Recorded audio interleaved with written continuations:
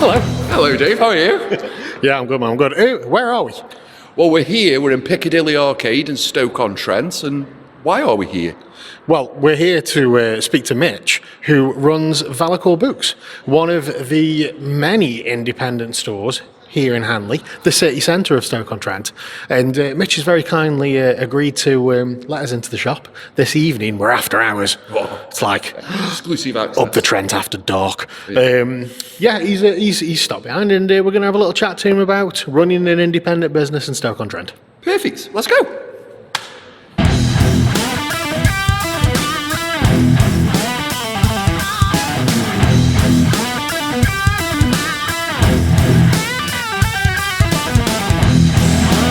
So here we are in Vellichor Books, a absolutely beautiful, independently owned bookstore in Stoke-on-Trent city centre, or as we like to call it, Hanley.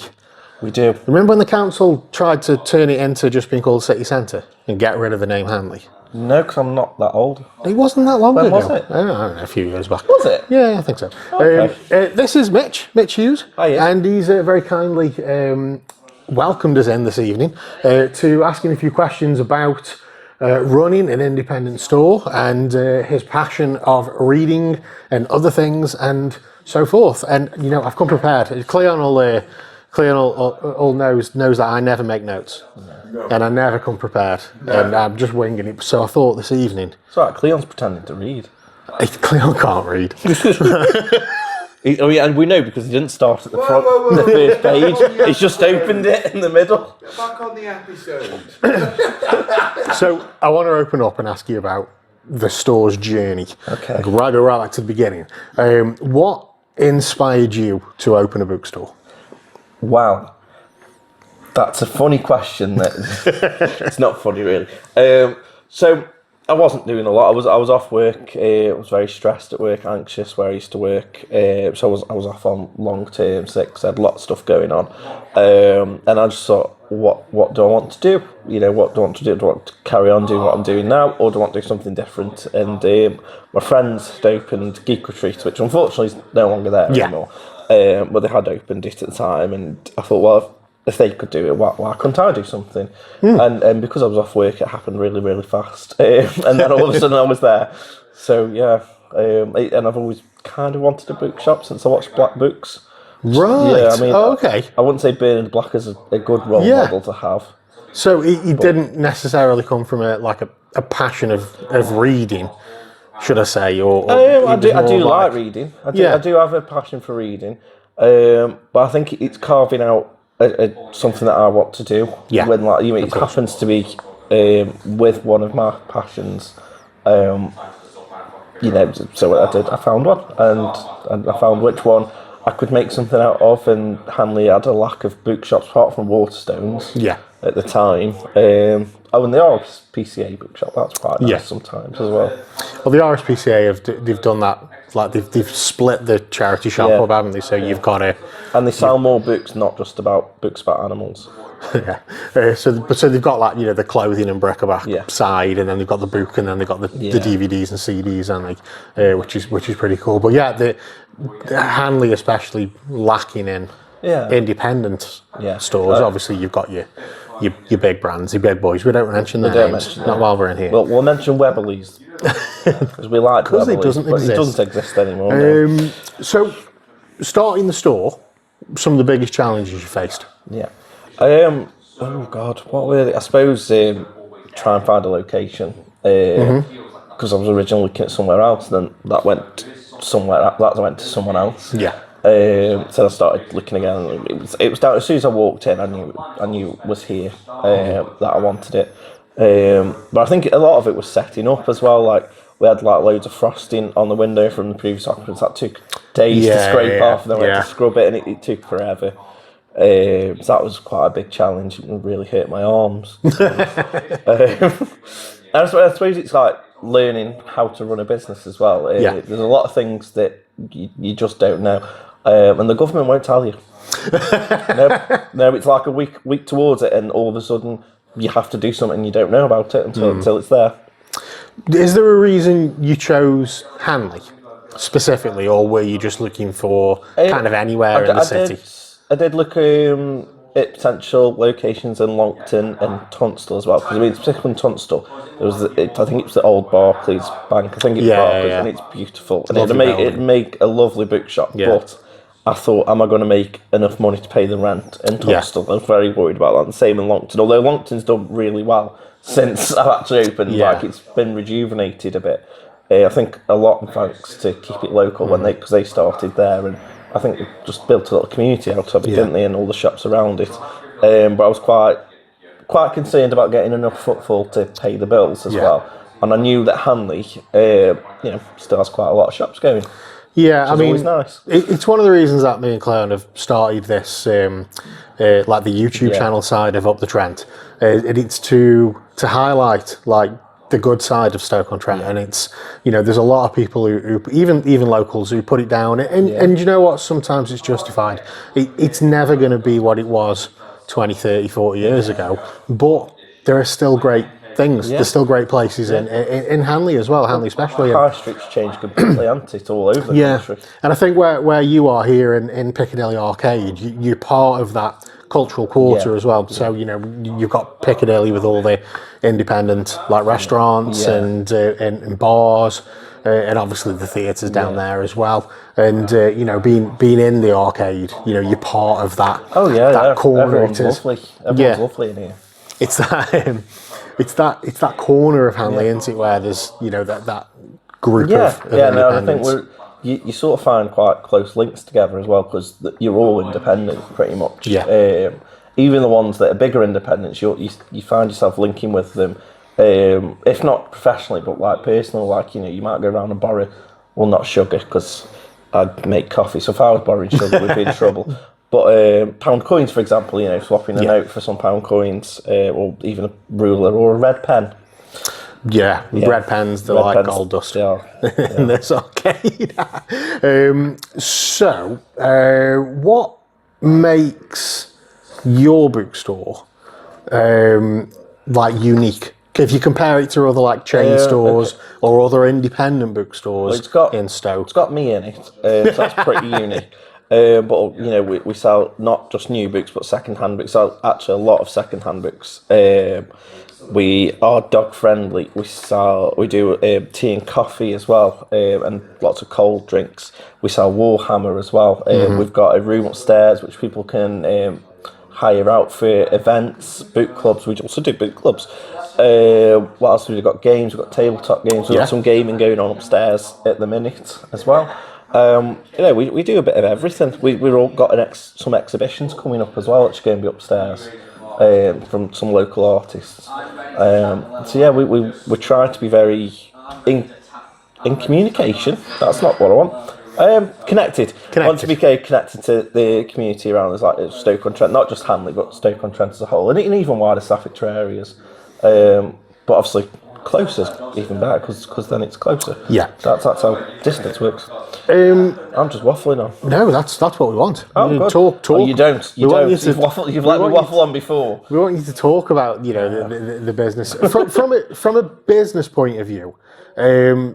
Does like community involvement play into like your business strategy?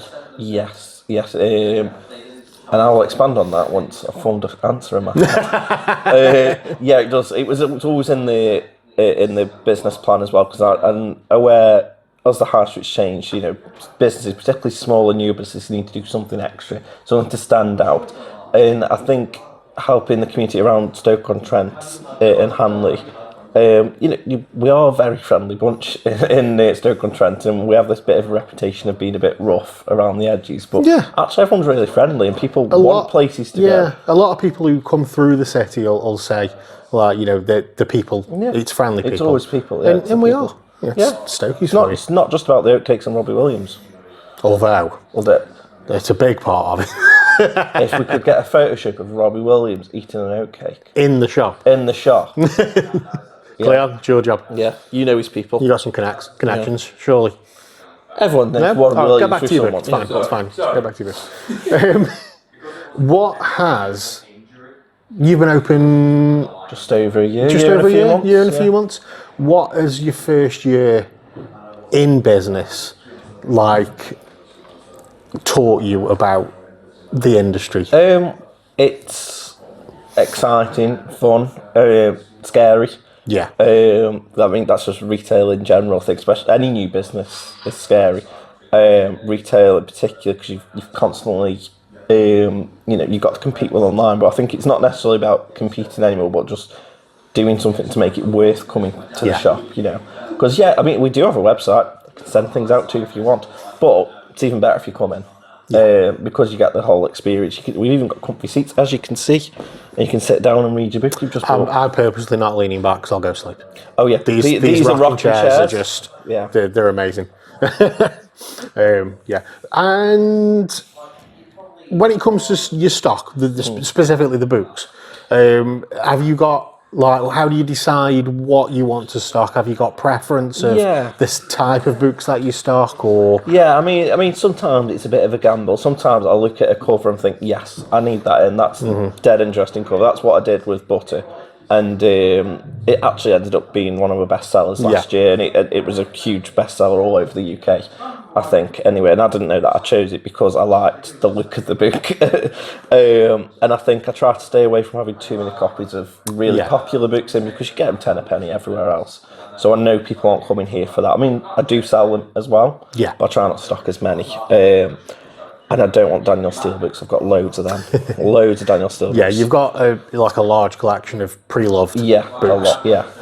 As well as the new stock, which I think I do. I love a pre-owned book. I think it's got a bit of history. You know what I mean? Somebody else has been reading. Yeah, the smell of old books is and to have a bookstore that, it can get you the latest copy of, Stephen King's latest release or something like that, as well as as well as a handful of pre-loved books. I mean, I get some weird stuff in as well. I think a lot of places sometimes they just focus on one or the other, don't they? It's like, we just do pre-owned or we're just going to do new, but it's nice to be able to come somewhere and just get a bit of everything. Yeah, I think I love a little treasure trove. People can root around for what they want, but if there's something that's just come out, we can get it in, no problem. It's great. I want to ask you about some of the events that you have on. I know you do things for the local community.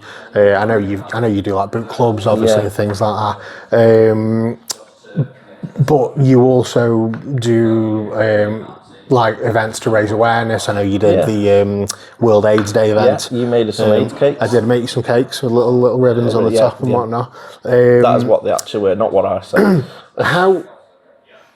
How do you engage with the wider community? How do you arrange that? How do you get people in to do that? Is it just a case of badgering? Badgering basically, putting things out there on social media, sending it to the bid team that we've got in Stoke, which is quite good, to be honest. Yeah. Other local businesses, they share things for me. And it depends what connections they have. Sometimes they have big connections that want to get involved. Sometimes it's mostly just luck, to be honest. Yeah. It's luck and persistence. And if you know the right people to badger them. That's all it is, really. Unfortunately, there's no great strategy to it. If you don't ask, you don't get. Exactly. Moving on to the future. What have you got any?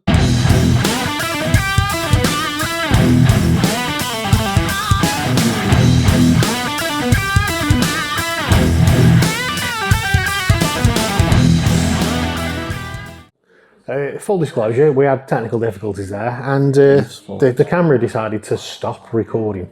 So it was a great interview.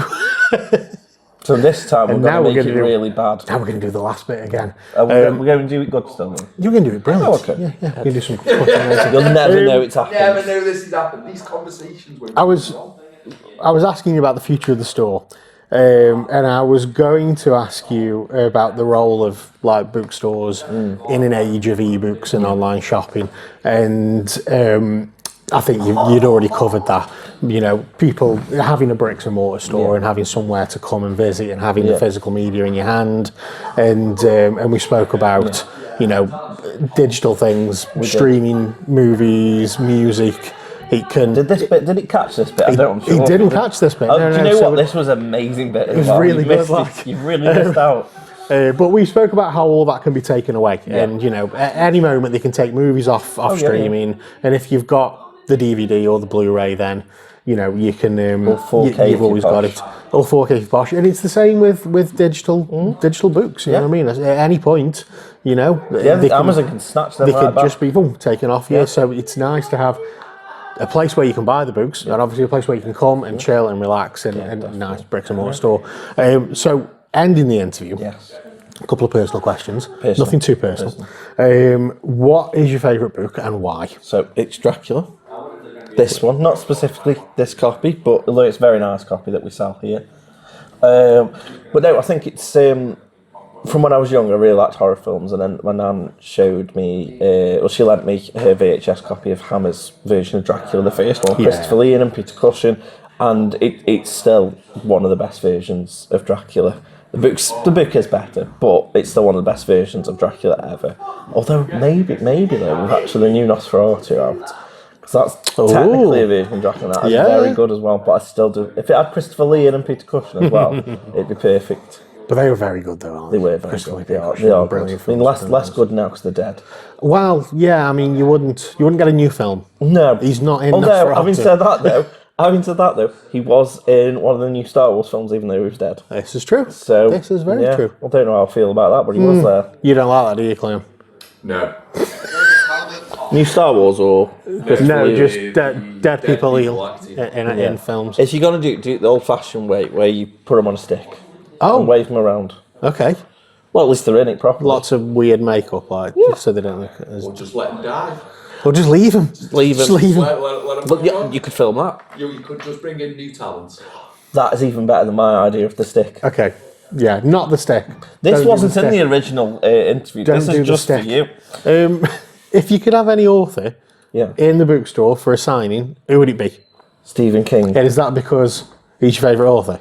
No, it's because I wanted you to say, I knew you'd say that, and then they'd think it's because we'd said it before. But we did say it before. We did, but they didn't know that. They didn't know Yeah, that. no, it is Stephen King. He's my favourite author. And do you have a favourite Stephen King novel? I've got a few. And why is it Tommy Knockers? It's not Tommy Knockers. It's not Tommy Knockers. I don't mind Tommy Knockers. It's not my favourite, but I don't mind it. Carrie's a good one. Carrie's a good one. I think Pet Sematary, Salem's Lot, It. They're all very good. Misery's very good, actually. I can't. When we're talking about the film, I can't watch it. Right. To this day, I still can't watch it. Creeps me out. Does it? Yeah, I read the book. I get about. You're all right, thanks. like, I don't know what's worse, like reading the book and my imagination, or read the Tim book. Curry. Read the book with the audible in. It's terrifying. It's terrifying.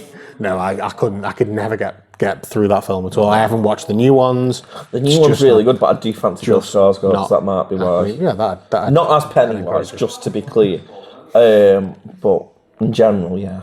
And lastly, do you have a favourite way of unwinding after a busy day in the bookstore? Yeah, because obviously I've got my husband who lives with me, which is nice. That's funnier the first time, so that's why Dave's not laughing this time. And then we've got Cooper, who's my husky. You know, he's in the shop sometimes. He's the goodest of boys. He is the goodest of boys. He often goes to see Dave when he's working, just to cheer Dave up sometimes. He's a gorgeous boy. And he runs the shop, really. I don't do anything. He's very fluffy. Yeah, very fluffy. There's many photos of him on your social media. I would recommend just following Vellichor Books on Instagram just to see pictures of Cooper. If you don't read and you look at pictures of Cooper, it's perfect. Yeah, and put it this way, if a dog can read, you can read. Can Cooper read? I don't know. I'm not putting limitations on him. Why would you want to? Yeah, it's true. Okay. No, I'm not going to limit anyone. He does pick his favourite books. He does, and he gives you got recommendations. He does. He says some of them are a bit rough going, but. Also, I play Elden Ring to wind down at the minute. That's what I'm doing at the minute to wind down after work. Very nice. That's what we were asking. Yeah. But we got stuck on Cooper. Because he's ace. He is ace. Good as the boys. Yes. Cooper does come into the shop. So yeah, we are dog friendly. So dog friendly. It's worth coming in, buy a book, buy a coffee, stroke the dog if he lets you. Yeah. We've got dog treats as well for your dog, or you if you really want. Wouldn't recommend it. People have had them and they said they're not too bad. And on that note, thanks for having us having us in the store tonight. It's all right. We know you've got a game night going on upstairs, so we took the opportunity while the store isn't open let's say. Yeah, it's to do open, this but interview. So, unofficially. yeah, we appreciate you sitting and chatting with us. If you're in Hanley, pop in, get yourself a nice coffee. Not only have we got new books, pre-owned books, there's Warhammer as well. And like I say, the coffee, the drinks, bring your dog with you. And there's these lovely rocking chairs, which I'll definitely fall asleep in. Why do you look like, do you know that film Gravity, where she's just falling back? Because I've got no rhythm. That's why. You have got a rhythm. I've listened to your music. Oh, okay. It's very good. The music's got rhythm. I haven't got the rhythm though. Well, if you've listened to I'm not Dave's Grace Jones. music, Slave to the rhythm. Yeah, It's not about me. It's about Vellichor Books. okay, well, I don't normally sell music, but I'll sell Dave. If anyone wants Dave's album, come through me. I'll take the money, and I might tell Dave. Oh, that's very kind of you. It's all right. I'll let you Cheers. know. Well, thank you anyway. It's all right. Thank you. And yeah, we'll leave it there. Yeah. So thanks to people who've watched the interview, and make sure you come down and visit. Come visit. Thank you. Visit the shop. Yes. Thank you. Cleon, visit the shop. Yeah. See, Cleon agrees.